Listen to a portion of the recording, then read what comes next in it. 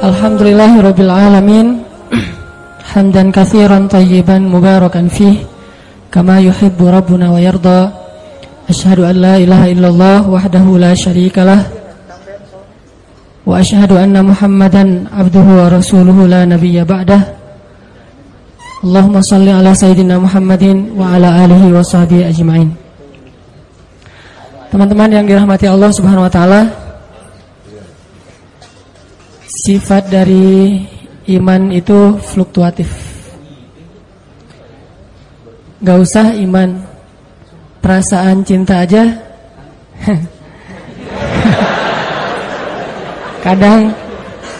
kadang kita lagi menggebu-gebu gitu. Kadang juga ada masanya kita lagi kayak bete. Ketika seorang istri, kalau yang udah punya ya, tetap pakai tanda bintang. Kalau yang udah punya istri, ketika istrinya lagi ngambek, ketika istrinya lagi nggak nyaut panggilan suaminya, atau ketika istrinya nggak ngebaca-baca WA yang udah dikirim dari pagi sampai sore, contrengnya 2 tapi masih abu, itu berarti perasaannya lagi terganggu oleh banyak hal. Bisa jadi sikap kita, bisa jadi omongan orang lain, bisa dari dalam, bisa dari luar. Kalau itu terjadi dalam hubungan kita dengan sesama manusia, hal yang kayak gitu juga terjadi antara kita dengan Allah Subhanahu wa taala. Padahal harusnya mah ke Allah nggak gitu. Soalnya Allah nggak pernah ngejailin kita, Allah nggak pernah zalim sama kita, Allah nggak pernah curang sama kita. Cuman mungkin kita sebagai hamba yang bodoh sering salah paham sama Allah, sehingga karena itu hubungan kita jadi kayak terganggu sama Allah. Nah, pertanyaannya adalah gimana caranya biar hubungan kita dengan Allah itu asik terus, hubungan kita dengan Allah itu happy terus. Jadi kalau suami istri itu kayak pacaran terus gitu, nggak mikirin listrik tunggakan udah 3 bulan misalnya ya, nggak mikirin misalnya ada kewajiban apa, cuman mikirin jalan kemana, terus ngapa-ngapain gitu pokoknya. Terus gak usah diperjelas, susah ngomong depan jomblo. Banyak yang harus disensor ini mah. Nah, gimana caranya kita dengan Allah tuh punya hubungan yang selalu excited. Setiap hari itu bangun tidur bahagia. Apalagi bangun tidurnya sholat subuh, walaupun dijamak sama duha sih. Selalu bahagia gitu.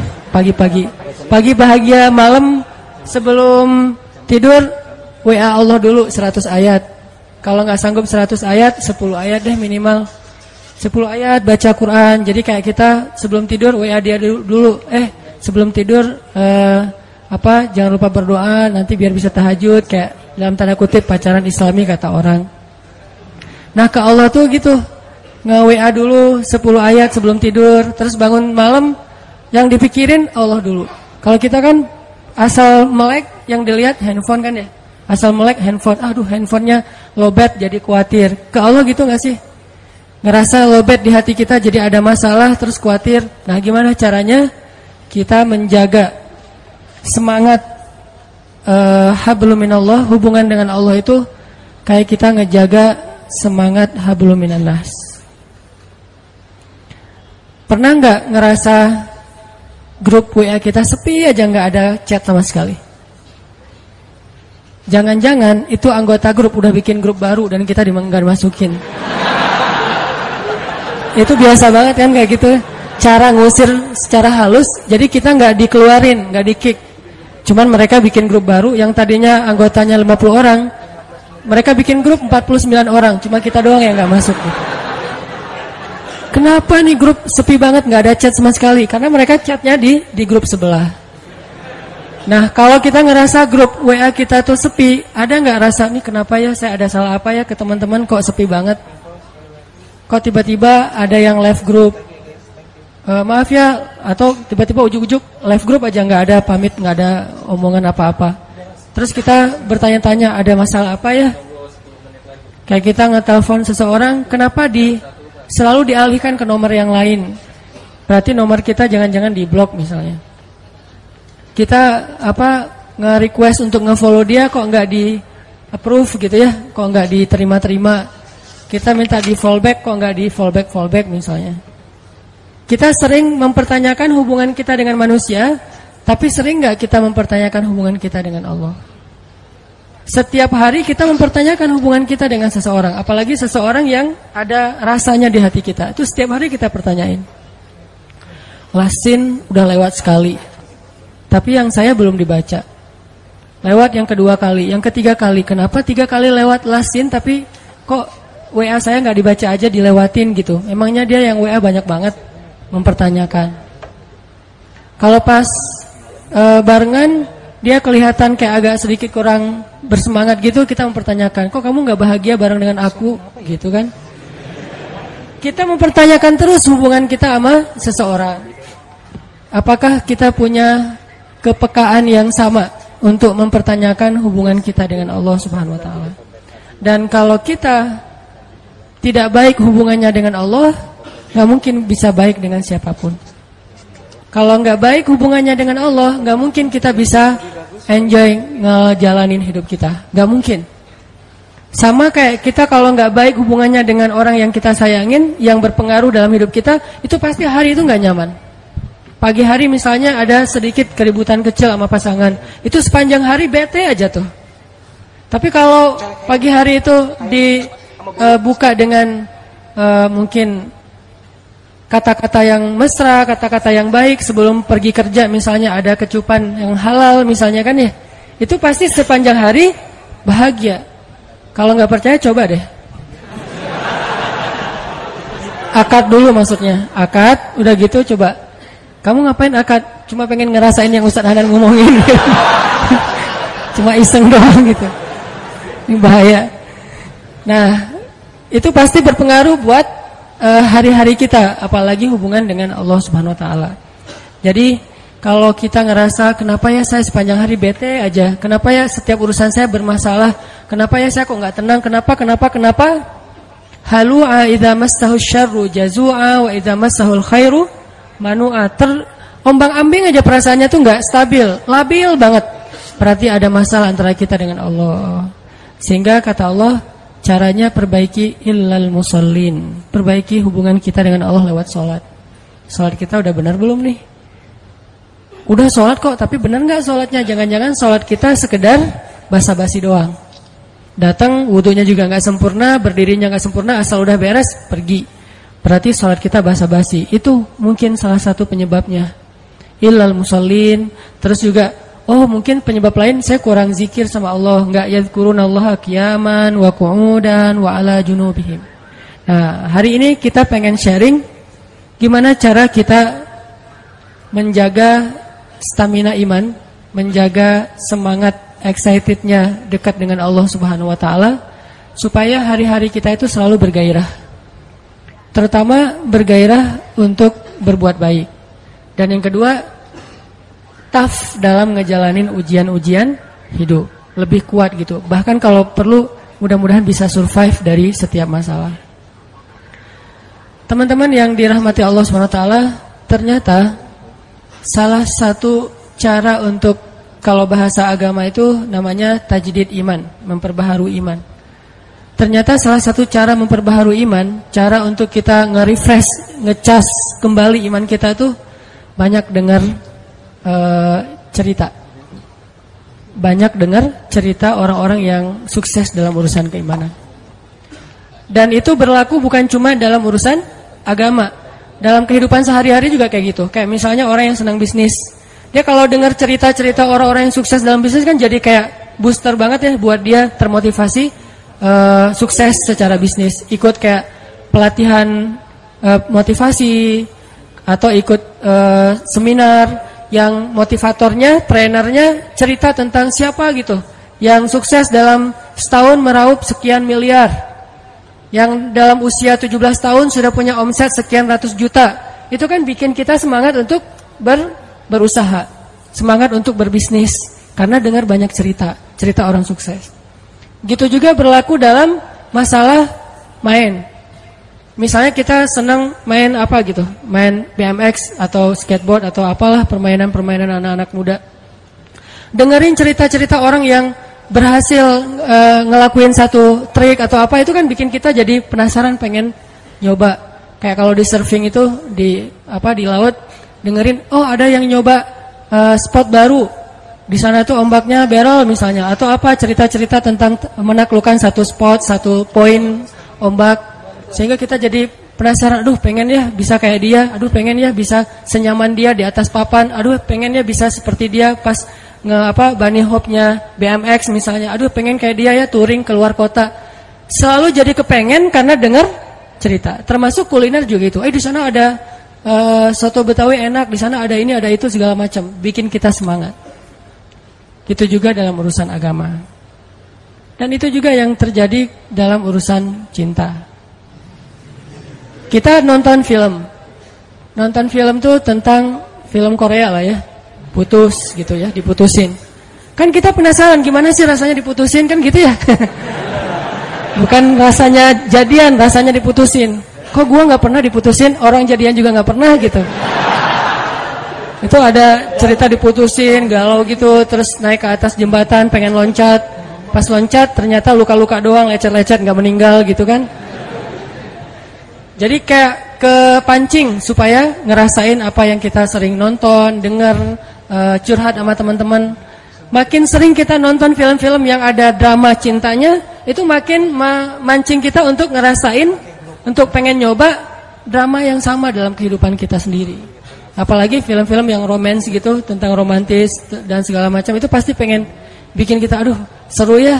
Ada yang perhatiin, seru ya kalau bisa kayak gitu, jalan-jalan kemana segala macam. Nah ini artinya cerita, qasas dalam bahasa Al-Quran itu ada pengaruhnya, ibrah, memberi asar, memberi pengaruh dalam diri kita. Sehingga sepertiga dari isi Al-Quran itu bahkan lebih adalah kisah. Sampai kalau kita baca story behind the surat Yusuf, kan surat Yusuf itu isinya cerita Nabi Yusuf. Itu story di balik turunnya surat Yusuf, itu para sahabat lagi bosan baca ayat-ayat yang sifatnya perintah larangan. Emang sahabat bosan baca Quran? Ya, dan itu manusiawi.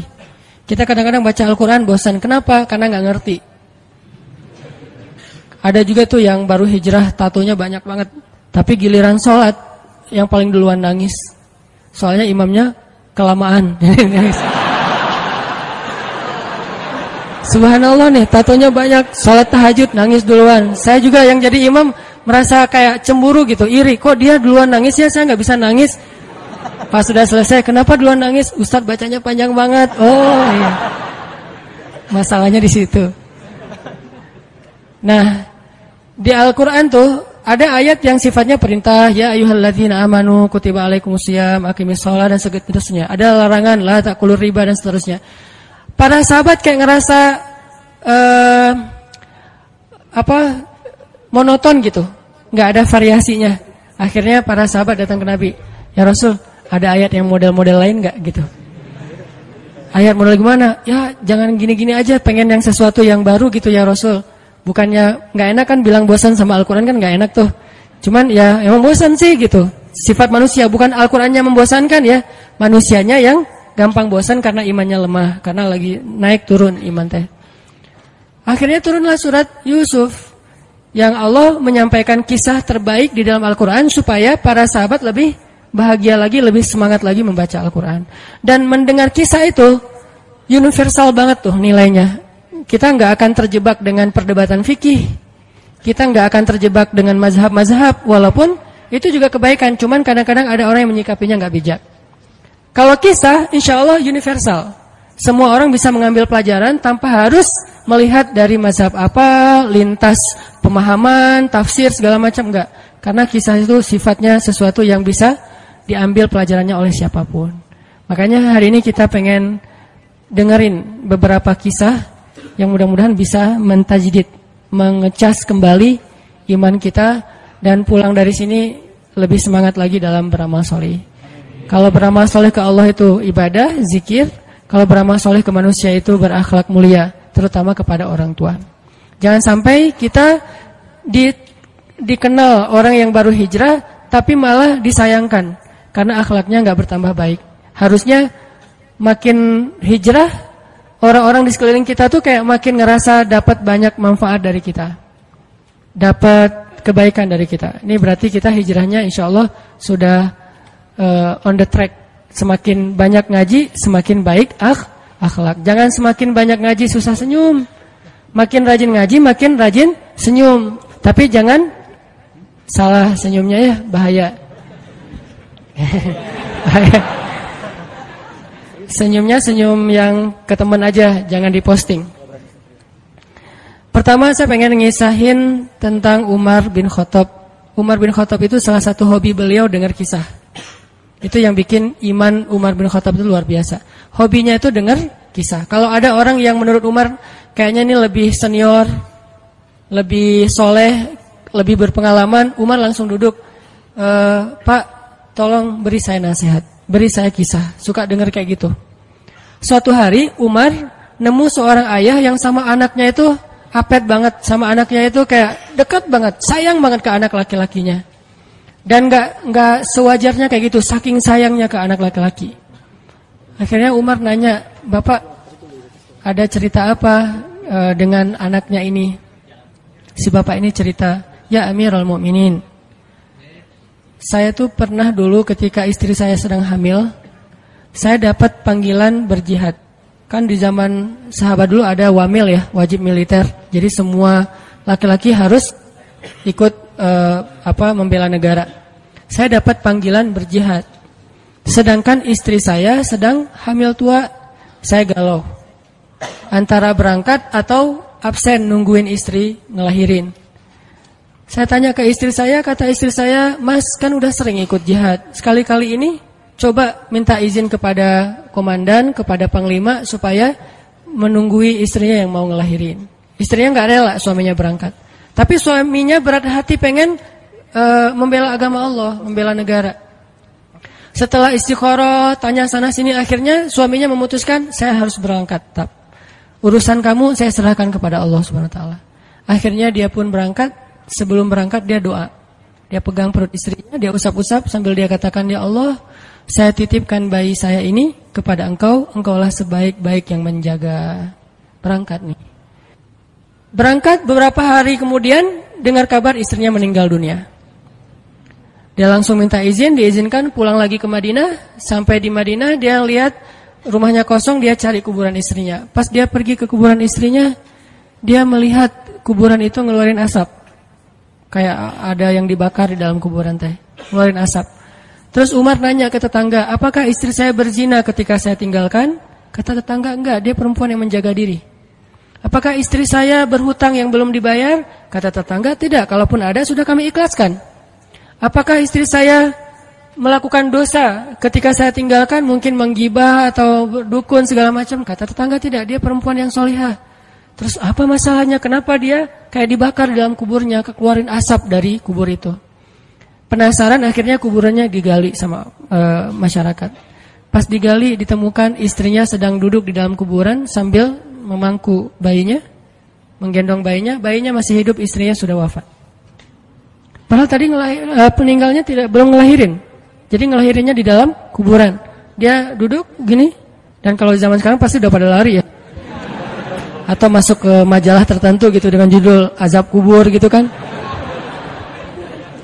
Nah, orang-orang pada heran ngelihat bayinya masih hidup, menangis, dan istrinya duduk dalam keadaan tidak bernyawa. Diambil bayi itu, istrinya dikuburkan kembali. Ternyata istrinya bukan diazab, itu tanda-tanda dari Allah supaya digali kuburannya dan melihat kebesaran Allah. Waktu itu laki-laki ini menangis dan beristighfar minta ampun kepada Allah. Orang-orang heran nanya, kenapa? Apa dosa kamu kok minta ampun? Dia bilang, saya berburuk sangka kepada Allah. Gimana berburuk sangkanya? Sebelum saya berangkat berjihad, saya mengusap perut istri saya katakan, ya Allah, saya titipkan bayi saya kepadamu, Engkau sebaik-baik penjaga. Saya enggak mengatakan bayi saya dan istri saya. Karena saya pikir istri saya sudah dewasa, bisa menjaga dirinya. Sedangkan bayi masih lemah dan dia butuh penjagaan Allah. Saya berburuk sangka kepada Allah. Saya pikir manusia bisa menjaga diri, sementara bayi tidak. Orang dewasa bisa. Sehingga Allah hanya menyelamatkan apa yang saya titipkan dan membiarkan apa yang saya tidak titipkan. Aku tergantung prasangka hambaku kepadaku. Ana indalni abdi bi. Kalau kita tawakal ke Allahnya 100%, Allah nolongnya 100%. Dan ukuran persentase itu yang tahu cuma kita, karena di hati kita itu yang muncul. Ada satu titik keraguan, berarti kurang dari 100%. Keraguan itu memperlambat datangnya pertolongan dan keajaiban dari Allah. Makanya aku tergantung prasangka hambaku kepadaku. Kenapa ada orang di zaman dulu tuh kayak dapat karomah, keajaiban-keajaiban dalam hidupnya. Kayak nggak mungkin terjadi secara logika dan ilmiah. Karena memang dia yakinnya ke Allah itu 100%. Apakah kalau kayak gitu kita nggak perlu ikhtiar? Perlu, tapi ikhtiar nggak ada hubungannya dengan keyakinan. Ikhtiar itu hubungannya dengan kewajiban. Allah yang suruh ikhtiar, tapi yakin berhasil apa enggak, itu urusan yang kedua, urusan hati antara kita dengan Allah Subhanahu wa taala. Kayak kita minum obat. Tentunya kita harus beli obat yang paling bagus, dokter yang paling recommended, yang spesialis. Oke, itu ikhtiar. Tapi kalau sampai hati kita terlibat dengan ikhtiar itu, meyakini bahwa kalau ini pasti sembuh, kalau ini kayaknya nggak ada harapan, soalnya dokter juga nggak ahli, berarti hati kita sudah terpaut dengan makhluk dan berarti sudah berkurang yakinnya kepada Allah. Saat itu kita tidak akan melihat keajaiban. Yang terjadi dalam hidup kita saat itu apa? Hal-hal yang ilmiah. Kenapa kita hanya ngalamin hal-hal yang ilmiah? Karena kita yakinnya kepada hal yang ilmiah. Kenapa ada orang yang ngalamin hal-hal yang sifatnya miracle? Karena dia yakinnya kepada mukjizat. Yakinnya kepada aun atau pertolongan dari Allah Subhanahu wa taala. Jadi bukan kita tidak berikhtiar, ini bab a'malul qulub. Amal hati. Apakah hati kita yakin enggak sama Allah Subhanahu wa taala? Dan Umar mendengar cerita itu semakin yakin sama Allah. Makanya nanti muncul kasus di zaman Umar tuh luar biasa. Ini presiden kalau imannya 100% ke Allah, ada masalah di negaranya tuh dia tinggal bilang ya Allah, beres tuh masalah. Jadi di Mesir waktu itu ada musim paceklik sampai Sungai Nil tuh hampir habis tuh. Sehingga air Sungai Nil nggak mengalir lagi ke ladang-ladang jagung, gandumnya orang-orang Mesir. Dan orang Mesir yang dulunya menyembah anak sapi betina mulai syirik lagi nih. Mulai berpikir, kalau kayak gini mah sama aja. Setelah Islam datang kita tetap aja susah, paceklik. Mending kita doa lagi ke nenek moyang kita, dewa-dewa yang dulu. Gubernur Mesir yang namanya Amr bin As waktu itu ngirim surat kepada Umar ke Madinah. Ya Amirul Mukminin, Mesir sedang diuji oleh Allah dengan kekeringan dan masyarakatnya hampir syirik. Kami mohon bantuan dari pusat, dari Madinah untuk membantu bagaimana mengatasi kekeringan di Mesir. Begitu surat itu sampai ke Umar bin Khattab, Umar menulis balik surat dalam bentuk doa. Bismillahirrahmanirrahim. Ya Allah, turunkanlah hujan untuk masyarakat rakyat Mesir. Dikirim ini surat ke Mesir. Waktu itu ibu kotanya masih Alexandria, belum Kairo. Dikirim ke Alexandria. Malam itu diambil sama Amr bin As. Pas dibaca oleh Amr bin As, Bismillahirrahmanirrahim. Ya Allah, berikan rakyat Mesir hujan yang mencukupi untuk mereka. Saat itu juga hujan turun. Sampai Sungai Nil meluap dan menggenangi ladang-ladang jagung dan gandumnya orang-orang Mesir. Dan mereka bertakbir semuanya. Cuman ngirim surat doang dari Amirul Mukminin. Kan enak ya. Coba kalau kita hidup di zaman Umar. Ya Amirul Mukminin, saya belum dapat jodoh. Ya Allah beri dia jodoh. Beres. Cepet banget loh. Ya Amirul Mukminin, dia nolak saya. Ya Allah terimalah. Terima. Yang kemarin nolak, hari ini kenapa ya saya jadi serak sama dia? Gara-gara doa Amirul Mukminin. Ini artinya teman-teman, keajaiban dari yakin kepada Allah itu luar biasa dari kisah bapak tadi itu. Kalau kita berbaik sangka kepada Allah. Kenapa enggak ikhtiar? Mungkin sudah ikhtiar, bikin pengairan segala macam tapi belum berhasil. Yang kurang cuma satu, doa. Doa mungkin udah banyak tapi belum diijabah karena doa-doa mereka tidak seajaib doanya Umar bin Khattab. Belum lagi Umar berdiri di atas mimbar. Ini mungkin terkenal nih, kejadian dalam perang Qadisiyah kalau enggak salah. Umar lagi khutbah Jumat di Madinah. Kaum muslimin lagi berperang di Irak melawan pasukan Persia, perang Qadisiyah namanya.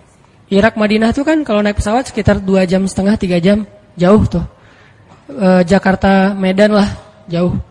Nah, Umar lagi khutbah di atas mimbar, sholat Jumat, tiba-tiba tema khutbahnya tuh ganti gitu. Lagi ngomong tiba-tiba beralih tema. Wahai kaum muslimin, naiklah ke atas bukit itu, baliklah kalian mundur-mundur gitu. Jadi Umar tiba-tiba kayak ngomongin sesuatu yang gak nyambung. Orang-orang heran, nih Umar kenapa? Oh ya udah biarin, namanya juga Umar gitu kan. Dia punya mungkin dia ngelihat setan atau apa, setan kan takut sama Umar. Diem. Udah selesai sholat Jumat, pada datang, ya Amirul Mukminin, tadi apa yang terjadi? Kenapa Amirul Mukminin ngomong sesuatu yang gak nyambung? Kita juga gak ngerti.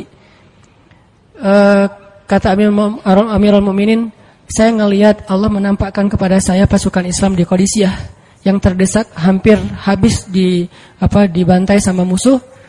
Tapi saya ditunjukkan ke sebuah bukit yang mungkin mudah-mudahan itu jadi benteng untuk mereka berlindung. Saya suruh mereka naik. Orang kan nggak langsung percaya kan? Bener gitu terjadi kayak gitu. Kalau Rasul ngomong, mungkin aku naik ke langit, Isra Mi'raj, oke lah, itu aja masih ada yang mendustakan. Ini Umar yang ngomong, bukan Nabi yang dapat wahyu. Orang nggak langsung percaya. Selang beberapa minggu kemudian pasukan Qadisiyah pulang. Jadi utusan mereka pulang bawa berita tentang kemenangan perang dalam perang Qadisiyah. Dia cerita, suatu hari di hari Jumat kami sedang berperang. Kami terdesak, hampir habis dibantai sama musuh. Udah nggak ada jalan untuk berlindung. Tiba-tiba kami mendengar suara Umar, Amirul Mukminin berteriak, wahai kaum muslimin, naiklah ke atas bukit ini supaya kalian terlindungi. Akhirnya kami mundur naik ke atas bukit dan selamat waktu itu. Berarti benar-benar terjadi. Kok bisa? Ya, qadarullah. Ini keajaiban iman mereka. Apakah kita bisa mendapatkan pengalaman-pengalaman kayak gini? Bisa, kalau keimanan kita dengan level yang sama. Kalau nggak selevel yang sama pun, minimal kita nusaddid. Kalau kita tidak bisa sama persis, minimal kita berusaha untuk nuqarib. Berusaha untuk pengalaman kita nanti walaupun nggak sama persis, mirip-mirip dengan pengalaman mereka. Lagi-lagi bukan berarti tidak berikhtiar. Ini keajaiban-keajaiban yang terjadi. Dan saya juga baru ngalamin kemarin pas saya di seminggu, nggak kurang dari seminggu yang lalu, saya baru pulang dari laut di Batu Karas. Di sini ada teman saya, Agi. Mana Agi? Nah, ini Agi ya. Ini by the way model model iklan. Ada deh pokoknya iklan jodoh maksudnya. Agi ini anak Batu Karas. Agi boleh diceritain? Agi ini anak Batu Karas. Batu Karas itu Jawa Barat, daerah Pangandaran. Dari Bandung kurang lebih 6 jam perjalanan. Kalau lagi ada ombak saya suka ke sana nonton orang main surfing. Enggak main sih, main dikit-dikit tapi enggak jago. Nonton orang main surfing. Ketemu Agi. Agi enggak tahu tuh ya. 2 hari sebelum saya datang ke Batu Karas, dia sakit, kayak demam gitu. Mungkin habis diputusin kali ya. Dia demam gitu, enggak enak badan, pengen pulang. Biasanya kalau enggak enak badan cuma dia tinggal di Jakarta, paling juga di kos-kosan. Tapi kali ini pengen pulang ke Batu Karas banget. Aduh, kenapa ya pengen pulang ke Basroh Batu Karas gitu ya. Batu Karas kayak Basroh gitu. Pengen ke Batu Karas. Pas dia pulang, hari saya lagi mau main tuh, dia diajak sama temennya, ngojek yuk, ngojek itu apa? Berenang yuk gitu. Yuk berenang yuk, berenang. Dia ikut, padahal lagi gak enak badan, tapi pengen berenang. Pas lagi di pantai, saya datang ketemu loh, kayak kenal nih, hitam-hitam ektis gitu. Ternyata ketemu saya, Ustadz Hanan ya? Ya wah, kenalan. Ustadz saya tuh ketemu Ustadz kemarin di Meruya pas kajian minggu bulan yang lalu. Cuman karena jamaahnya banyak, saya nggak bisa ketemu Ustadz, nggak bisa salaman. Saya waktu itu membatin. Ya Allah, saya pengen banget ketemu Ustadz Hanan langsung, tapi jangan dalam suasana ta'lim yang ramai, langsung berdua. Mudah-mudahan terkabulkan. Akhirnya Agi banyak istighfar sebulan istighfar. Akhirnya terjadilah yang tadi itu. Dia nggak enak badan. Saya juga tiba-tiba ujuk-ujuk. Kenapa ya saya pengen ke Batu Karas? Kenapa ya pengen ke Batu Karas? Ternyata di sana ada ombak. Kan ada Agi. Ketemu aja di Batu Karas. Itu cara Allah menskenariokan. Dan itu terbukti banget loh. Istighfar. Bukan karena saya orang soleh. Dan kita bisa istighfarin siapa aja. Saya pengen ketemu ini, saya pengen. Dan itu ajaib. Kalau misalnya nggak ketemu pun di dunia, insya Allah ketemu dengan orang soleh itu nanti di akhir. Apa ruginya beristighfar dan berdoa? Nggak ada ruginya kan?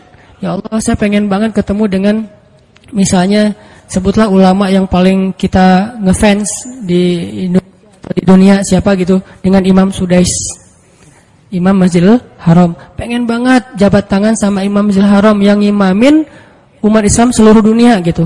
Tapi kan nggak mungkin. Kita umroh, kita haji juga nggak bisa ketemu dengan Imam Sudais. Kita berdiri paling depan ya, di dekat dengan Hajar Aswad. Begitu mau sholat diusir tuh. Begitu selesai salam langsung dipagar betis sama askar-askarnya. Susah ketemu beliau tuh, ajaib banget kalau bisa ketemu. Tapi kan nggak ada salahnya beristighfar kan? Astagfirullah, astagfirullah, ya Allah, Sudais, astagfirullah, astagfirullah, Sudais, astagfirullah. Terus aja gitu. Pengen ketemu Sudais. Tiba-tiba bisa aja Sudais datang ke Indonesia, ada seminar apa, mungkin bisa ketemu. Yang paling logisnya. Atau kalaupun nggak ketemu di dunia, tiba-tiba bangkit dari kubur di sebelah kita. Siapa? Kan kamu sering manggil saya dulu, siapa? Sudais yang mana ya? Imam Masjidil Haram, Masya Allah Syekh gitu. Dan orang soleh nanti di akhirat, dialah yang salah satu akan menyelamatkan kita dari perjalanan yang sulit. Selain syafaat Rasulullah SAW. Jadi kalau disebut nama Nabi, kita spontan ya, Sallallahu Alaihi Wasallam. Kalau perlu bahkan kayak respect banget gitu. Kalau disebut nama Nabi langsung Sallallahu Alaihi Wasallam, karena luar biasa jasa Rasulullah. Yang jelas selain Rasulullah Sallallahu Alaihi Wasallam, nanti ulama-ulama orang-orang soleh juga bisa nolongin kita di akhirat. Jadi kalau kita doa, ya Allah pengen banget ketemu si fulan, Syekh fulan, Ustadz fulan, Kiai fulan. Kalau nggak ketemu pun di dunia, pasti ketemu di akhirat. Yang jelas harapan kita nggak mungkin Allah abaikan gitu aja, nggak mungkin. Pasti Allah kabulkan. Cuman Allah kadang-kadang menggunakan cara yang lebih baik daripada yang kita pernah bayangin. Ketemu beliau di dunia paling cuma selfie. Tapi kalau ketemu di akhirat, dibawa selamat di sirat yang panjang, lebih mending mana? Ketemu nih dengan seorang ulama, orang soleh yang kita ngefans banget nih. Pokoknya saya pengen banget selfie sama beliau, ya Allah. Apalagi kalau orang soleh itu followersnya banyak, misalnya 1.100.000. Sedikit itu mah, banyak model yang 17 juta, 19 juta. Pengen followersnya nambah kalau selfie sama beliau. Cuma nambah followers. Tapi kalau ketemunya di akhirat, nambah apa? Nambah derajat, naik level. Kita jadi selevel dengan masuk ke level beliau, padahal kita mah malahnya nggak selevel gitu. Kenapa? Karena dibawa sama beliau. Orang soleh itu kalau mau masuk surga, teman-teman nyari teman-teman yang mencintainya di dunia. Ya Allah, mana fulan, dia mencintai saya di dunia. Ya Allah, mana fulan, dia mencintai saya di dunia. Allah bilang, dia masih tuh di sidang, belum beres-beres, sudah sidang ke-30 misalnya. Kan sidang di dunia aja satu kasus berpuluh-puluh kali kan. Gimana sidang akhirat, lebih berat lagi tuh. Ya Allah, tolonglah dia, selamatkan dia, karena saya mencintainya selama di dunia karena engkau. Akhirnya orang-orang soleh pada balik lagi. Dari surga, balik lagi ke padang mahsyar. Demi ngapain? Demi menyelamatkan orang-orang yang mencintai mereka semasa di dunia. Datang ke padang mahsyar, cari ke bagian informasi. Tolong dong yang namanya ini gitu, panggilin. Perhatian, Hanan At-Taki dipanggil sama Syekh siapa gitu. Saya dipanggil, datang aja. Mas, saya yang dipanggil, benar Hanan At-Taki? Ya, mana coba buktinya? Aduh, saya lupa bawa kartu nama. KTP misalnya. Udah pasti tahu lah ya malaikat sama kita. Udah masuk aja. Tuh ada yang nungguin di business lounge gitu. Jadi ada VIP lounge-nya gitu kan. Oh, saya boleh masuk VIP lounge-nya, masuk ke VIP lounge. Udah sampai di sana udah ada makanan segala macam, mereka lagi duduk. Kayak asa kenal nih, siapa ya? Dekat Hanan ya? Ya. Wah, kita sering ketemu dalam doa. Wah, akhirnya pelukan. Ada apa, Syekh? Yuk ikut saya ke surga, kan enak banget kan? Terus sidang saya gimana? Udah diberes sama teman-teman saya. Saya banyak teman di dalam gitu. Saya banyak. Beres kan? Di dunia aja bisa gitu. Masa di akhirat gak bisa? Tapi dengan seizin Allah dan Allah ridho dengan kebaikan-kebaikan itu. Jadi gak ada sia-sianya juga. Kita kan dulu saya pernah cerita yang Imam Ahmad bin Hambal kan, yang pengen banget ke Basrah, dan itu ternyata terjadi juga sama Agi. Dan terjadi juga sama salah seorang driver ojek online di Bandung. Baru 2 bulan yang lalu kejadiannya. Saya lagi datang ke markasnya Pemuda Hijrah, kita sering ada kayak rapat gitu di kantor. Markas kita namanya Masjid Al-Latif di dekat Gedung Sate. Datang dari pagi rapat sampai sore. Dan saya pakai baju main biasa, bukan pakai baju taklim. Sebetulnya sama aja sih. Nah, waktu itu sholat zuhur di Masjid Al-Latif, saya ngimamin sama asar. Habis asar pulang. Karena nggak nyetir sendiri, saya pakai online, saya order nih. Order, pakai ojek, ada yang ngambil. Drivernya ngambil, datang, jemput, pulang. Kemana? Ke Cimahi, pulang. Di tengah jalan dia nanya, "Mas sering sholat di Masjid Al-Latif itu ya?" Saya bilang, "Ya lumayan," saya bilang. "Iya tuh masjid rame banget, anak-anak muda pada numplak di situ taklim. Siapa sih itu ada imam muda, bagus suaranya gitu." Ntar jangan GR dulu. Muzammil, "Oh iya Muzammil, ya bagus tuh." Tadi udah GR, ternyata salah. Oh Muzammil, benar-benar Muzammil tuh suaranya bagus banget ya, anak ITB kan? Ya anak ITB ya. Kalau Mas di situ sering ngimamin juga? Ya sesekali sih, saya bilang. Dia mulai curiga gitu. Suka ikut taklim juga di sana? Ya kadang-kadang, saya bilang. Kenal sama Muzammil? Ya lumayan, padahal murid sendiri kan. Lumayan, saya bilang. Oh Mas, kayak nggak asing nih. Mas tadi ngimamin sholat zuhur bukan? Ya, saya bilang. Mulai curiga kan dia. Mas namanya siapa sih Mas? Hanan, saya bilang. Hanan? Hanan yang mana nih? Ya.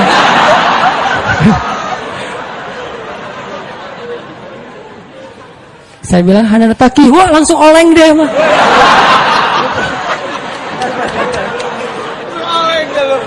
Oh Mas biasa aja Mas biasa aja gitu. Ini benar Ustaz Hanan Taki, benar. Masya Allah, ya Allah, udah gitu kayak terharu gitu, heboh semua orang pada ngelihat lampu merah lah gitu ya, pada ngelihat semuanya. Saya langsung pakai masker, gitu. Ustaz tahu nggak Ustaz, saya sebulan ini istighfar terus habis dengerin cerita Imam Ahmad bin Hambal yang ke Basrah, saya istighfar, ya Allah pengen banget ketemu Ustaz Hanan, tapi jangan ditaklim berdua, jadi bisa curhat-curhatan gitu. Ternyata Allah bikin skenario, saya order ojek online, dia ngambil, jadi ngobrol di jalan sampai ke rumah, akhirnya bertamu nggak pulang-pulang. Nah ini luar biasa cara Allah. Dan wallahi teman-teman, dan itu terjadi. Jadi udah 2 kasus nih yang saya alamin ya. Satu Agi, satu lagi yang ojek online tadi, dan dua-duanya hajatnya sebulan Allah kabulkan. Jadi kalau ketemu saya aja sebulan gampang, masa ketemu jodoh bertahun-tahun gak dapat ya? Gimana nih? Istighfarnya gimana nih? Ini terutama buat cewek-cewek nih. Kalau cewek-cewek kan gak bisa nyari, masa cewek kepo gitu kan gak mungkin. Pura-pura follow, nge-like. Kok dia nge-like terus yang first like lah gitu? Gak mungkin kan? Cewek kan agak-agak jaim. Ya udah istighfar aja deh. Banyak-banyak istighfar. Tiba-tiba ada yang kesandung jatuh di depan cewek, HP-nya jatuh. Dia pergi, HP-nya nomornya. Enggak penting sih ceritanya. Pokoknya ada. Ada jalan dari Allah yang kita nggak ngerti nih, yang jelas bisa. Kita tinggal yakin aja sama Allah, istighfar, Allah yang kasih jalan. Walladzina jahadu fina lanahdiyannahum subulana. Pokoknya kalau kalian bersungguh-sungguh kata Allah di jalan kami, udah kami kasih jalan-jalan keluar yang subul, jamak dari sabil, banyak banget jalan keluar di sisi Allah. Yang penting kita jahadu fillah, berusaha di jalan Allah Subhanahu wa taala. Itu kisah pertama Umar bin Khattab. Kisah kedua teman-teman yang dirahmati Allah Subhanahu wa taala, yang bisa ngebooster iman kita ke Allah tuh kisah ada seorang ulama namanya Ibrahim Al-Asom. Kalau pernah dengar, beliau disebut Al-Asom itu karena emang beliau orang yang sangat terjaga. Ibrahim Al-Asom ini ulama miskin, pengen haji. Setiap ada orang yang berangkat haji, beliau kayak ngucapin selamat gitu, terus melepaskan. Pas pelepasan jamaah haji, beliau selalu baper, nangis sendiri di pojok rumah. Dilihat sama putrinya, duh, kayaknya ayah pengen banget haji nih, tapi nggak cukup nafkah. Anaknya yang putri yang paling sulung nanya, "Pah, kenapa sih papa nggak haji aja?" Kata Ibrahim Al-Asom, "Nak, kalau ayah haji, terus yang nafkahin kalian siapa? Biaya haji mungkin murah, tapi nafkahnya siapa? Sementara istrinya, keluarganya nggak ada yang nafkahin selain suaminya ini, orang tua." Akhirnya anaknya bilang, "Allah yang menafkahi kami. Berangkatlah wahai ayah, serahkan kami kepada yang lebih baik daripada ayah, yaitu Allah." Terus anaknya nanya, "Ayah itu pemberi rezeki atau pemakan rezeki?" Ini anak luar biasa nih. ayah itu pemberi rezeki atau pemakan rezeki? Ayahnya bilang, pemakan rezeki sama seperti kamu dan yang lain. Ya kalau gitu serahkan kami kepada pemberi rezeki. Berangkat wahai ayah, beneran. Ibu gimana? Udah ibu biar aku aja yang ngobrol sama ibu mah. Biarin ayah berangkat haji, nanti biar Allah yang jaga kita. Setelah dibujuk, akhirnya setuju. Berangkat nih Ibrahim AS. Berangkat. Di tengah jalan berdoa, ya Allah, saya titipkan keluarga saya kepada Engkau. Engkau sebaik-baik yang menjaga, yang memelihara. Saya aja Engkau pelihara, apalagi keluarga saya. Akhirnya berangkat. Hari pertama, nafkah yang disiapin sama ayah mereka masih cukup. Hari kedua, hari ketiga, hari keempat mulai kurang nih. Udah nggak cukup makanannya. Rotinya habis. Cuma ada air putih doang. Korma udah habis. Mulailah ibunya mengeluh. Ngeluh kepada anak yang perempuan, ini gara-gara kamu nih. Gara-gara kamu akhirnya ayah berangkat. Terus kita gimana, nasib kita gimana, dan seterusnya ngeluh. Anaknya nanya lagi kepada ibunya, "Mah, ayah kita itu pemakan rezeki atau pemberi rezeki?" Kata mahnya, "Ya, pemakan rezeki sama dengan kita, tapi kan tetap harus ikhtiar." Ya udah, kalau gitu pemakan rezeki telah pergi, sedangkan pemberi rezeki terus menjaga kita. Allah kan gak pergi, yang pergi itu yang makan rezeki. Allah gak pergi. Jadi tenang aja mah, sabar sedikit. Karena kalau Allah mau ngasih kejutan, Allah biasanya suka ngasih ujian dulu. Kenapa dikasih ujian? Supaya Allah ngelihat kita tuh pantas gak sih dapat kejutan dari Allah. Ini penting nih ya. Kalau Allah pengen ngasih kita surprise, Allah biasanya nguji dikit. Kenapa diuji? Karena Allah pengen lihat kita tuh pantas gak sih dapat surprise yang luar biasa dari Allah. Kalau kita bersabar, Allah kasih tuh kejutan yang luar biasa. Sabar mah, sabar. Gak lama kemudian lewatlah satu rombongan dari raja. Rombongan pangeran ini lewat berburu kehabisan air. Akhirnya ada satu pengawal datang ke rumah Ibrahim AS, ngetuk pintu minta tolong diberikan air. Assalamualaikum, waalaikumsalam. Saya rombongan pangeran, kita kekurangan air, boleh minta air dari sumur kalian? Kata istrinya, boleh, silakan ambil aja sesukanya. Air berlimpah, akhirnya ngambil, dibawa ke pangeran. Sampai di rombongan pangeran ini mereka minum, airnya manis. Nggak seperti air sumur yang lain, kayak dikasih gula gitu, manis banget airnya. Ini air kok manis? Akhirnya pangerannya heran, nih kamu dapat dari sumur mana sih kok airnya kok rasanya manis dan segar gitu. Kayak apa, es teh manis lah pokoknya ya. Airnya manis, segar, habis makan warung Padang kan es teh. Akhirnya mereka balik ke rumah itu, tanya ini rumah siapa? Ini rumah Ibrahim AS. Oh Ibrahim AS selebgram itu gitu.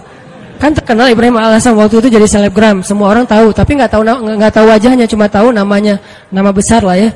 Oh Ibrahim AS ulama besar itu ahli tasawuf, ya seperti yang orang-orang sering ngomong-ngomong. Oh kalau gitu kami merasa terhormat bisa minum air yang berkah dari rumahnya Ibrahim AS.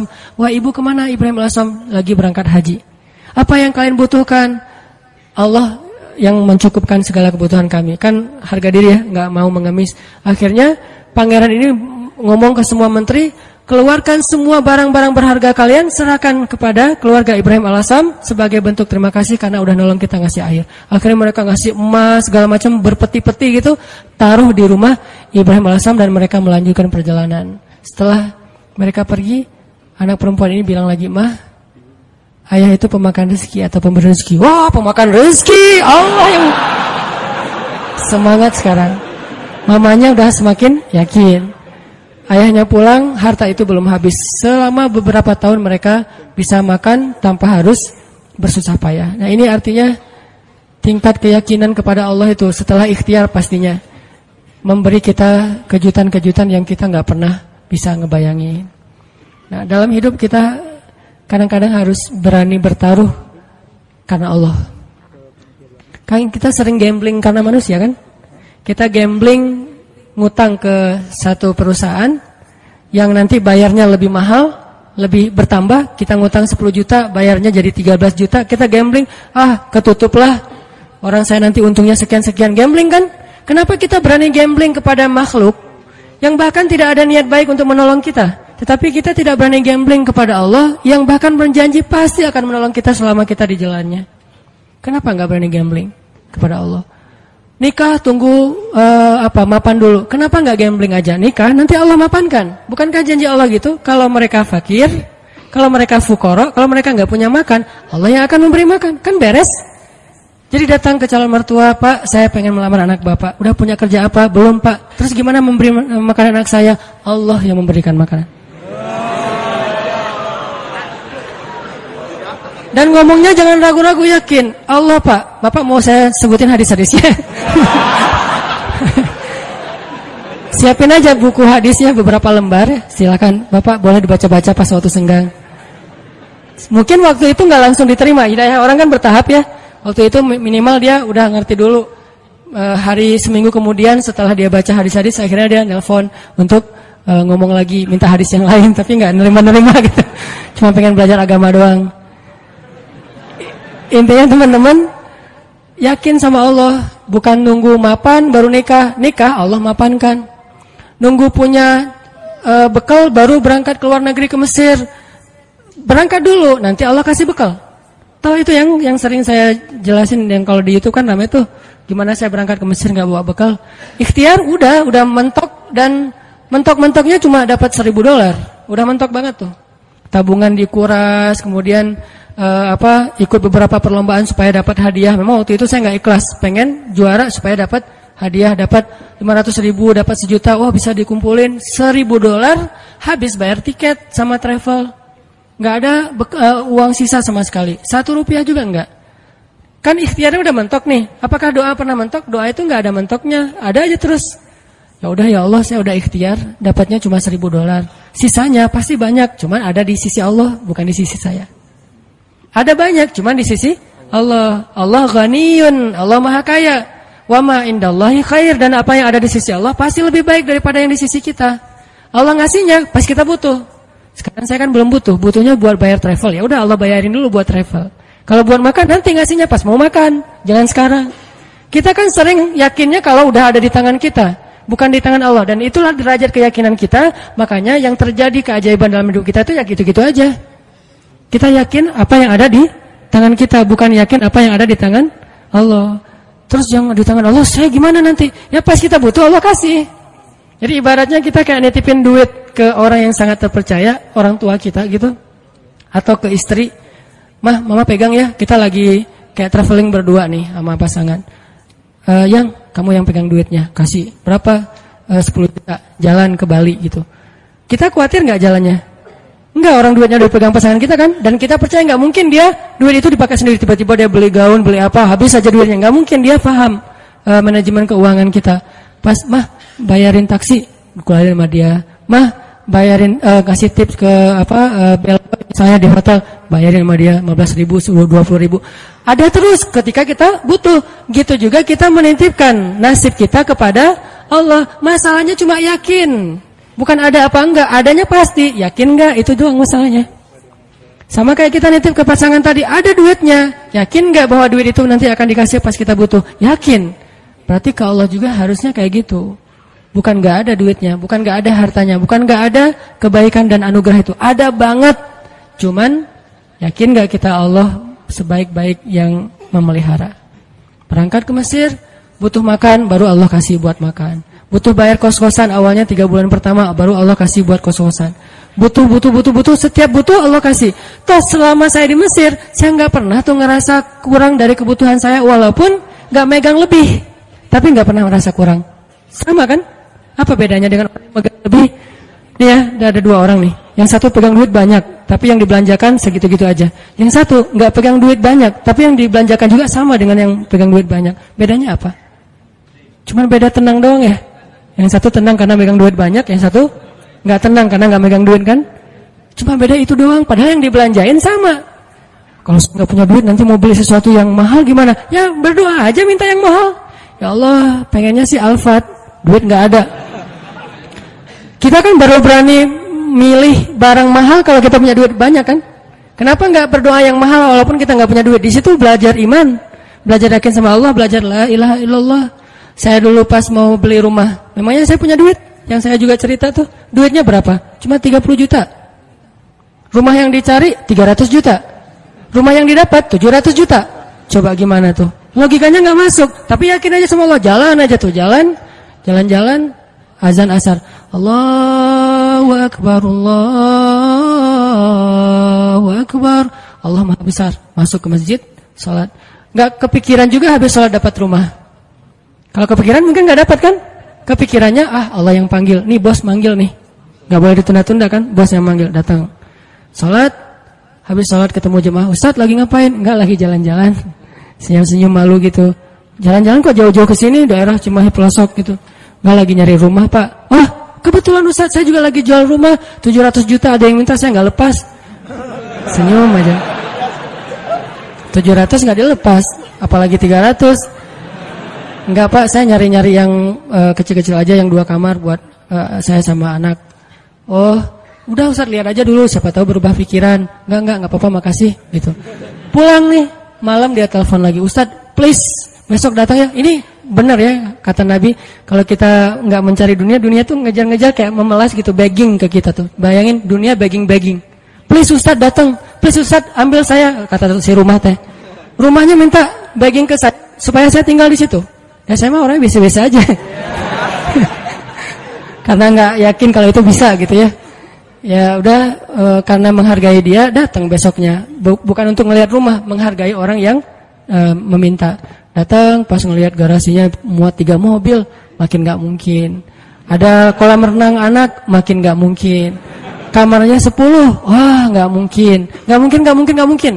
Gimana Ustadz, kata dia, rumahnya besar ya Pak. Gitu doang basa-basi. Gimana Ustadz, tertarik? Ya siapa nggak tertarik rumah kayak gini, tapi saya nggak nyari yang kayak gini-gini Pak. Males ngerawatnya, nyapunya susah. Gitu. Alasan gitu. Udah Ustadz, sanggupnya berapa?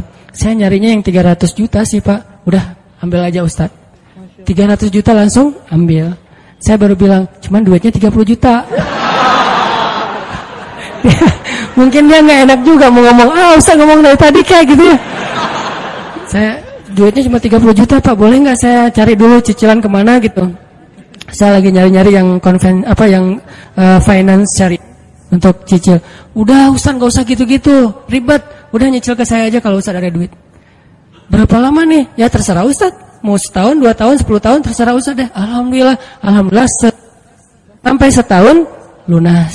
Allah kasih rezeki. Yang tadinya kita tuh nggak punya rezeki sebanyak itu untuk bisa ngelunasin hutang besar. Tapi begitu Allah kasih kesempatan, bukan sengaja mau berhutang, Allah mudahkan, ya udah. Akhirnya ada aja jalan.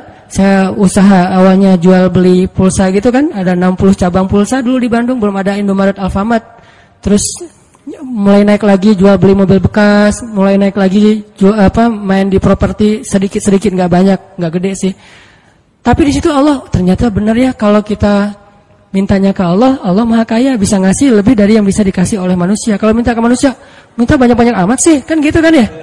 Minta ke perusahaan finance, pasti dia minta jaminan. Jaminannya dia akan ngasih maksimal setengah dari harga anggunan yang kita gadaikan.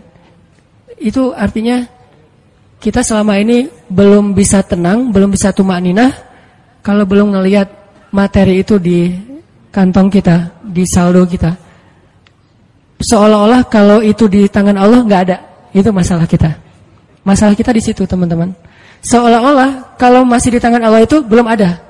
Padahal di tangan Allah itu lebih ada daripada di tangan kita. Kenapa? Di tangan Allah itu nggak akan raib. Nggak ada yang bisa nyolong di tangan Allah. Di tangan kita banyak yang bisa nyolong. Di tangan Allah itu nggak mungkin diambil orang, dicopet, dijambret, nggak mungkin. Di tangan kita gampang banget dijambret. Di tangan Allah nggak mungkin salah ngitung. Di tangan kita gampang salah ngitung. Di tangan Allah nggak mungkin mubazir, sia-sia, salah penggunaan. Di tangan kita mungkin banget salah digunain. Akhirnya mubazir, sia-sia. Artinya apa yang di tangan Allah khair. Wa ma indallahi khair, benar-benar lebih baik. Cuman Allah kenapa nggak nunjukin fisiknya? Karena Allah nggak pengen kita melihat itu dengan mata kita. Allah pengen kita melihat itu dengan hati dan iman kita. Jadi yang bisa mendapatkan apa yang di tangan Allah itu hanya orang yang bisa melihatnya dengan iman dan hatinya, bukan dengan matanya. Kalau kita cuma ngandelin mata terus menerus, berarti yang kita akan alami dalam hidup itu hanya yang terlihat saja. Yang tadi saya bilang logis dan ilmiah, dan itu nggak ajaib. Walaupun itu juga hal-hal aja sih, baik-baik aja buat kita. Tapi kan kita pengen naik level lebih baik, lebih enjoy lagi dengan hidup. Berarti kita harus belajar menggunakan mata batin. Dan mata batin ini adalah iman. Mata batin ini basirah. Mata batin ini adalah tazkiyatun nufus. Mata batin ini adalah al-qalb. hatinya. Al-fiqhu fiqhul qalb. Pemahamannya bukan pemahaman fikiran, pemahamannya fiqhul qalb, fiqhul qulub, difahami dengan hati. Itu teman-teman dalam segala urusan, mau kerjaan, mau skripsi, mau kuliah, mau jodoh, mau apapun, gunakan bukan hanya mata fisik kita untuk melihat kayak nggak ada tanda-tandanya nih. Mungkin di sini nggak kelihatan, tapi di sini Allah yang mendatangkan. Tiba-tiba ada keajaiban terjadi dalam kehidupan kita. Dan saya sering ngalamin yang kayak gitu-gitu tuh sering banget. Termasuk ketika dapat musibah. Kalau kita tahu bahwa kalau kita dapat musibah dan kita ridho, bukan ikhlas ya. Kalau ikhlas kan ibadah. Kalau musibah namanya ridho. Walaupun orang Indonesia suka bilang yang ikhlas ya, bukan yang ikhlas, yang ridho ya gitu. Kalau kita ridho dengan satu musibah lalu kita serahin sama Allah, Allah tuh gantiin yang lebih banyak loh. Masalahnya kita nggak yakin. Dapat musibah langsung panik, langsung putus asa. Harusnya pas dapat musibah, tetap kita ikhtiar untuk menyelesaikan masalah kita, mencari jalan keluar, mengambil kembali hak kita. Tapi itu jangan sampai mengalahkan porsi kita meminta kepada Allah gantinya yang lebih baik. Begitu dapat musibah, ini bukan cuma antara kita dengan orang, tapi antara kita dengan Allah. Ya udah, kalau lo curang sama gua, ya Allah beri saya yang lebih baik daripada yang sudah hilang dari saya. Allahumma ajurni fi musibati wakhluf li khairam minha. Langsung Allah ganti. Dan itu janji Rasul. Mana pernah Rasulullah berdusta? Tidaklah orang berdoa dengan doa itu ketika musibah, kecuali Allah akan memberikan gantinya yang lebih baik untuk dia. Tapi kita harus benar-benar yakin dan bijaksana. Maksud bijaksana di sini, jangan mendikte Allah harus seperti yang kita pengenin. Kadang Allah ngasih yang lebih baik, nggak mungkin yang lebih kurang. Minimal sama atau lebih baik, nggak mungkin kurang dari itu. Doa. Saya pernah mobil saya diserempet orang. Terus orangnya pergi. Saya ini ternyata untuk benerin mobil yang keserempet itu 1,5 juta. Langsung doa waktu itu juga. Pas lagi kena musibah, jangan tunggu marah dulu beberapa hari baru doa. Saat itu juga. Allahumma ajurni fi musibati wa akhlif li khairan minha. Orangnya udah enggak ketahuan di mana, enggak bisa ngejar lagi. Tapi saya udah rugi 1,5 juta. Gimana nih ya Allah, beri saya ganti yang lebih baik. Seminggu kemudian Allah ganti 15 juta. Benar kan 10 kali lipat? 15 juta. Dan itu bukan sedekah, bukan pemberian orang yang kasihan. Allah kasih jalan mungkin lewat usaha apa, lewat penghasilan apa, lewat untung dari mana. Yang jelas halal. Dan itu 15 juta, 10 kali lipat. HP saya jatuh. HP waktu itu harga yang punya pertama harga 2 juta. Ada qiyamul lail di masjid markasnya Pemuda Hijrah. Saya bangun jam 2, acaranya jam 2. Jadi udah telat kan. Bangun langsung panik gitu. Orang-orang pada nunggu. Miss call udah 15 gitu, banyak banget. Ustaz di mana aja? Akhirnya panik, wudu. Karena panik pakai baju segala macam, HP jatuh dan kacanya langsung pecah dan gak bisa dipakai. Saat itu juga saya doa, ya Allah beri saya ganti yang lebih baik darinya. Berangkat ke masjid. Paginya Allah ganti dengan Note 5 yang waktu itu harganya 10 juta. Gimana caranya? Allah punya banyak cara, ada aja. Tiba-tiba ada usaha ini yang mungkin untung sedikit, dari sini ada apa, ada yang hadiah atau ada apa. Banyak banget subulana, jalan-jalan kami. Tinggal minta aja sama Allah. Sehingga kalau kita yakin dengan ini, begitu diputusin, kita adik kakak aja ya, nggak apa-apa. Langsung nih. Kan dalam kondisi kayak gitu kayaknya kita lagi ngejos banget ya imannya. Doanya lagi khusyuk banget tuh. Sholat aja nangis-nangis kan. Padahal imam tuh belum baca ayat, kita udah nangis. Allahu Akbar. Takbirnya aja khusyuk, coba subhanallah itu. Kalau lagi diputusin emang gitu banget sih sholatnya. Pernah gak sih ngerasain? Gak pernah ya. Pokoknya waktu yang paling enak berdoa itu lagi habis diputusin, habis rugi. Pokoknya lagi banyak masalah tuh doanya enak banget tuh. Tilawah Al-Quran baru Alif Lam Mim udah nangis. Belum juga ayatnya la uqsimu biyaumil qiyamah tentang al-haqqah, enggak, bukan ayat-ayat kiamat. Alif Lam Mim doang. Atau nun nangis, nun doang nangis. Satu huruf gitu ya. Jadi dalam kondisi yang lagi sangat lemah, itu kondisi sebetulnya spiritual kita lagi sangat kuat. Jadi secara fisik atau secara emosi kita lagi lemah-lemahnya, di saat yang sama berarti spiritual kita lagi kuat-kuatnya. Gunakan kesempatan itu. Biasanya kalau emosinya lagi stabil, lagi nyaman, spiritualnya lemah. Seringnya tuh kayak gitu kan. lagi nggak ada masalah, lagi nyaman nih, semuanya kayaknya asik-asik aja, kita doa juga Rabbana atina fid dunya hasanah. Ada yang lebih parah, ya Allah samain aja deh dengan yang sebelah gitu kan. Saking malesnya berdoa, doa salat juga bacanya yang standar-standar aja, Al-Ikhlas. Karena cuma itu yang ikhlas, yang lain nggak ikhlas. Tapi begitu emosional kita lemah, di waktu yang sama spiritual kita langsung kuat. Entah kayak gimana, itu mungkin fitrah manusia ya. Asal emosionalnya lemah langsung kuat. Dan itu spontan kadang-kadang teman-teman. Saya dulu pernah tinggal di rumah kontrakan di sebelah,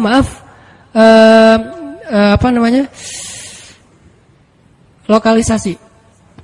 Jadi di sebelah rumah saya itu ada kayak asrama kayak gituan, kupu-kupu senja. Saya persis di sebelah rumahnya di Bandung tuh. Namanya Jalan Saninten.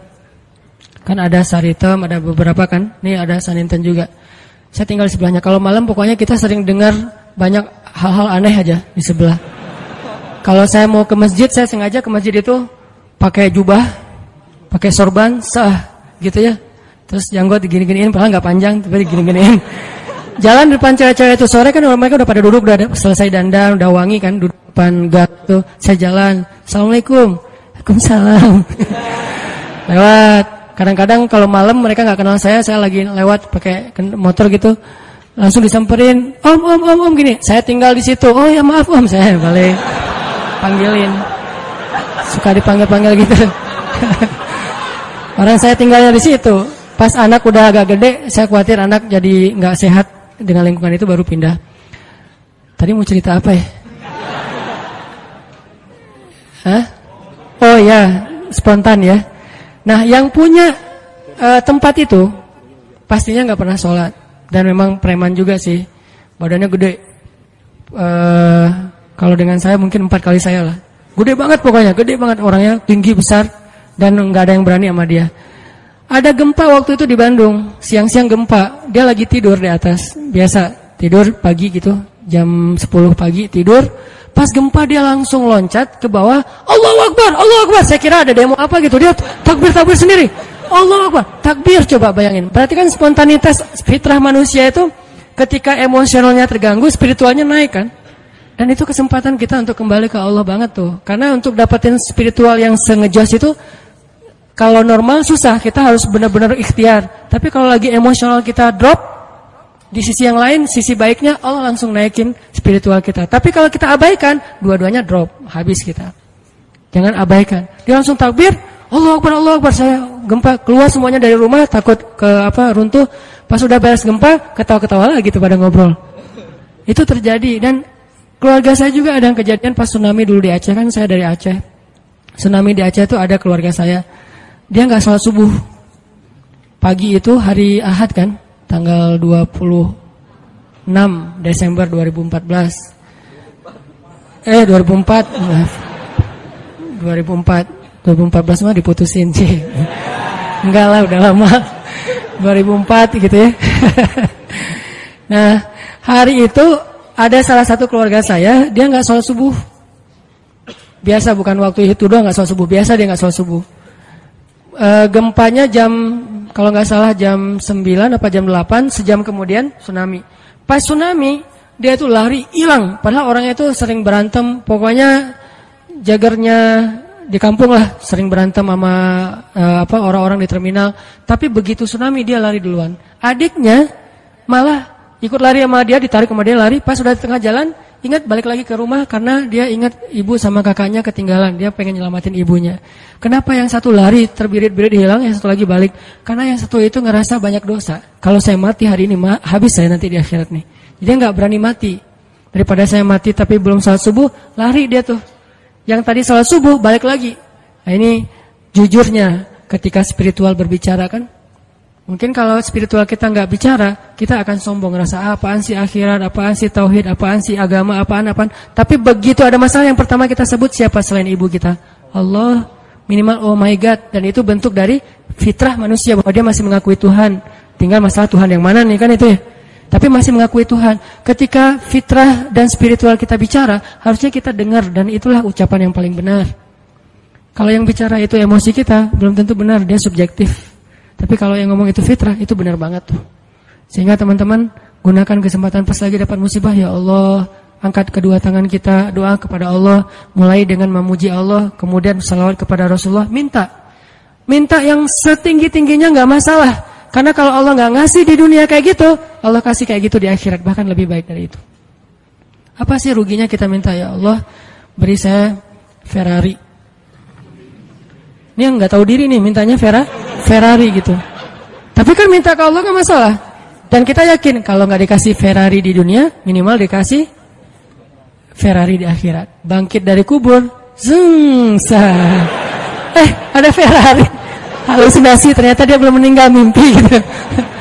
Bangkit dari kubur, datang kendaraan nih. Dan benar-benar kan di akhirat ada kendaraan kan. Cuman bahasa hadisnya kendaraan dari cahaya, kendaraan dari amal soleh.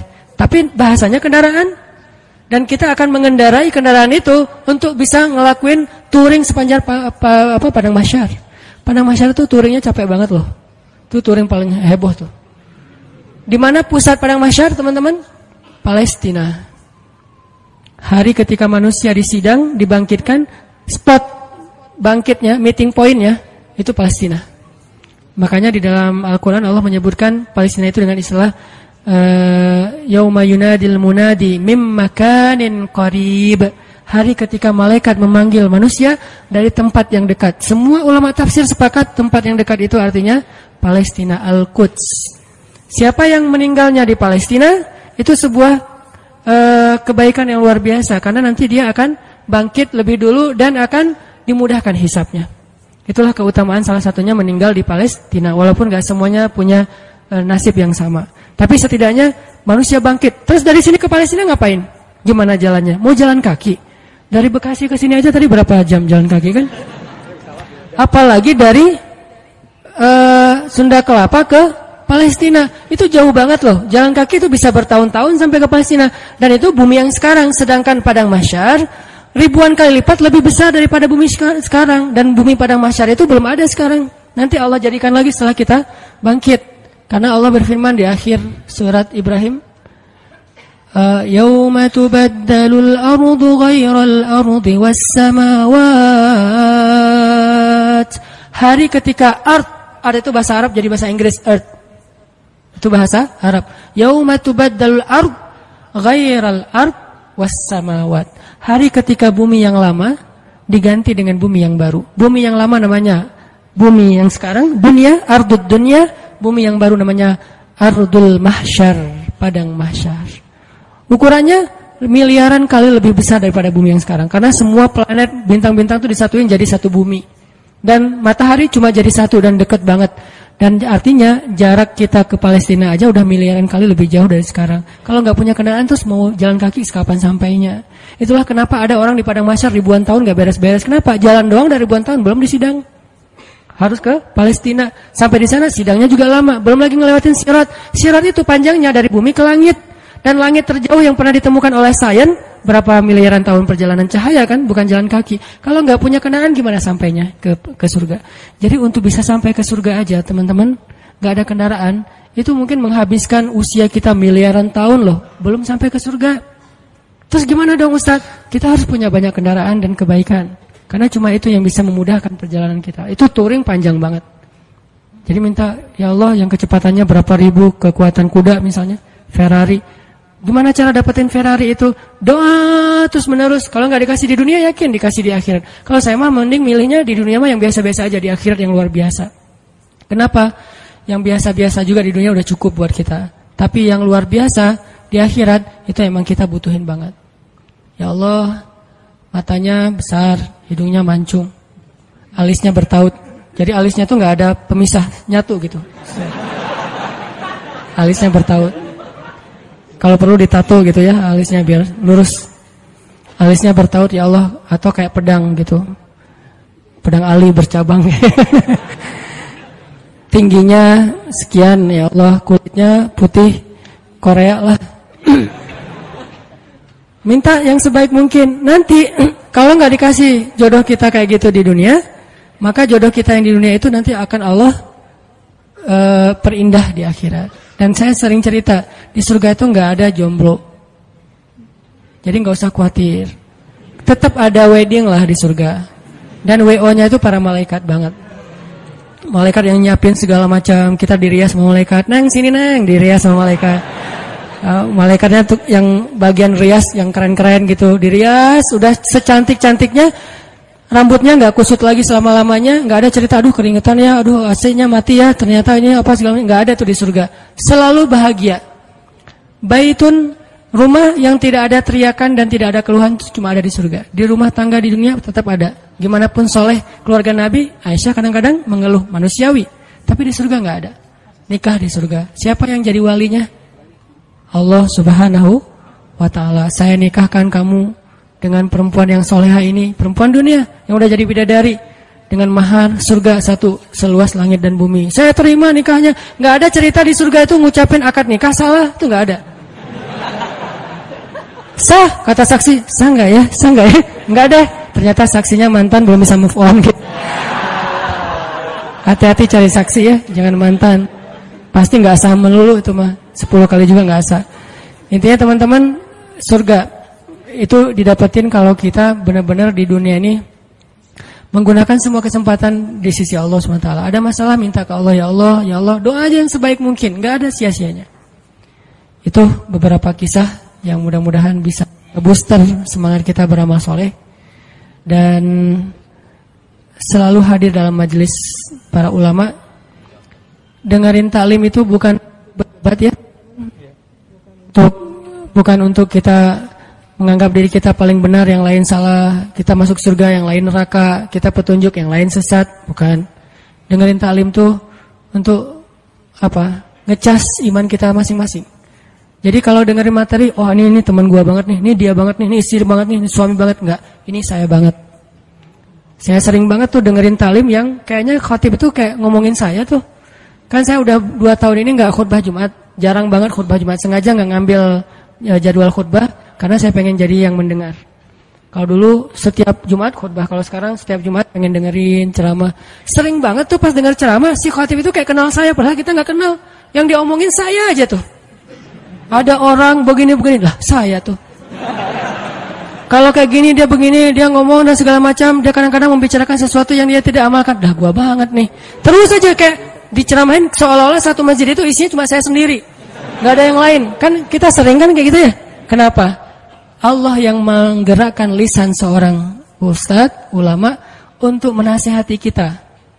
Sehingga gak perlu kita, wah ini mirip teman saya nih, harusnya dia dengar ya, harusnya saya rekam ya, ini harusnya istri saya dengar nih, harusnya suami saya dengar. Jangan mencari nasihat untuk orang lain, carilah nasihat untuk diri kita sendiri. Kalau kita lagi ada masalah sama pasangan, nanti kalau udah ada pasangan maksudnya, kalau kita punya masalah sama pasangan ya, jangan pernah googling hadis-hadis pasangan. Suami googling istri-istri yang soleh hadis, search. Jangan, istri suami yang imam terbaik, search. Gak usah cari nasihat buat pasangan, carilah nasihat buat diri sendiri. Suami hadis-hadis suami yang penyabar, ketemu nih kita jadi semangat lagi. Oh berarti saya yang salah. Istri yang solehah hadis search. Oh saya yang salah. Gitu harusnya, jangan disilang. Kalau disilang semuanya saling menuntut dan saling menyalahkan. Kalau sesuai dengan masing-masing kapasitasnya, semuanya saling memperbaiki diri. Cari buat diri kita. Ikut taklim buat memperbaiki diri, bukan memperbaiki kelompok yang lain. Bukan memperbaiki orang lain, tapi memperbaiki diri kita sendiri. Itu aja, mudah-mudahan ini bisa jadi penyemangat. Saya mohon ampun kepada Allah jika ada yang salah. Mohon maaf jika ada yang keliru. Barakallahu li walakum.